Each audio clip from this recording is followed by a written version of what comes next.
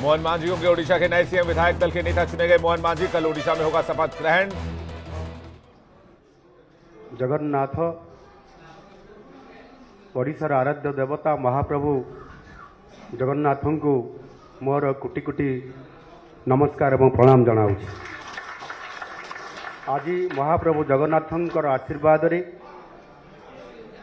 आज भारतीय जनता पार्टी ओडिशा प्रदेश रे एकक संख्या गरिष्ठता हासिल करी आज सरकार प्रतिष्ठा करिबारे महाप्रभुंकर आशीर्वाद रही एवं ताहा सहित जो 4.5 कोटी ओडिशार लोक माने जो माने कि एथर परिवर्तन करिवार जो संकेत देइथिले एवं ताहा कार्य परिणत करी भारतीय जनता पार्टी को पूर्ण समर्थन करी बहुमत रे विजयी करी आज भारतीय जनता पार्टी को सरकार आनी से 4.5 कोटी ओडिया को मोर कोटि कोटि प्रणाम जनाऊँ।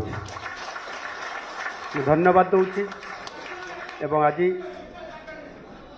जो दीर्घ 24 वर्षर शासन थिला